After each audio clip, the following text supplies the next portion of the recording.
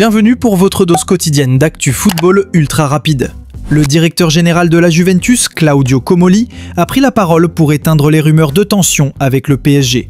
Selon lui, les informations affirmant qu'il y aurait eu des problèmes avec Nasser Al-Khelaifi à cause de l'accord concernant Randal Kolo Muani sont totalement fausses. Comolli a été clair, nous n'avons eu aucun problème avec le président du PSG, ce ne sont que des mensonges. Aucune crise entre la Juve et Paris, la relation reste intacte.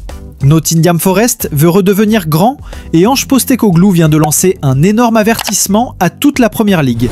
Il n'est pas là pour jouer le maintien, il est là pour ramener des trophées.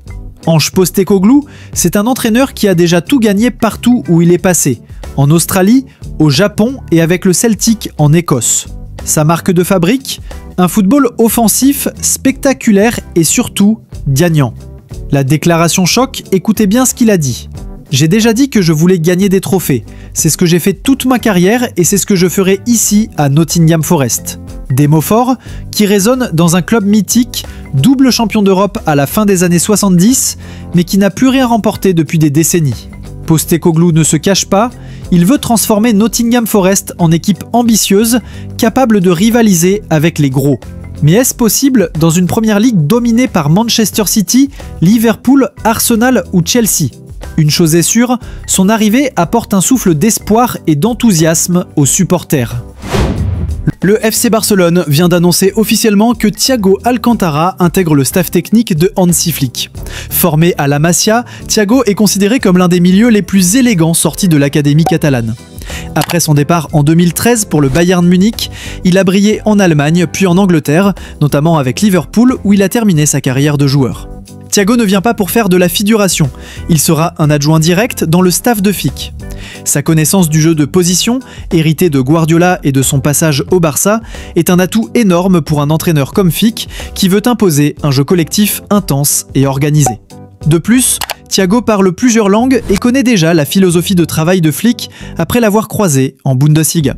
Anthony Martial à Monterrey, c'est officiel ou presque.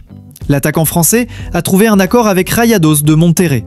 Il va donc découvrir le championnat mexicain et rejoindre Sergio Ramos, déjà présent dans l'effectif. La EK Athènes, son club actuel, a donné son feu vert pour qu'il prenne l'avion direction le Mexique. Martial doit passer sa visite médicale et signer son nouveau contrat dans les prochaines heures. Une nouvelle aventure pour l'ancien joueur de Manchester United qui va donc évoluer en Liga MX aux côtés d'une autre légende européenne. Paul Pogba pourrait enfin retrouver les terrains très bientôt. Le coach de son club, Adi Hütter, a annoncé en conférence de presse que le Français devrait être de retour après la prochaine trêve internationale. Hütter a également souligné le sérieux et le professionnalisme de Pogba. « Je suis assez impressionné par le travail remarquable qu'il fait au quotidien pour revenir. C'est un grand professionnel. » Après une longue période d'absence, la pioche se rapproche enfin d'un retour sur le terrain. Kaïs Ruizatil, ancien prodige du PSG, raconte enfin la vérité sur son passé et l'image qu'on lui a collée. C'est très dur de se défaire d'une étiquette qu'on t'a collée. Avant de me connaître, les gens croyaient tout ce qui se disait sur moi, mais en réalité, je n'étais pas la personne décrite. J'étais un gamin de 16 à 17 ans, j'ai fait des erreurs, et malheureusement, on ne m'a jamais laissé de deuxième chance. J'ai voyagé en jet privé, je me suis habillé avec des grandes marques, j'ai fréquenté des soirées. C'est très dur de résister quand tout le monde te dit oui. À cet âge, je ne voulais écouter personne, même si ma mère et mon oncle me disaient toujours « Fais attention à ce que tu fais ». Le jeune défenseur français William Saliba brille depuis son arrivée en Première Ligue et est devenu un élément clé de la défense des Gunners.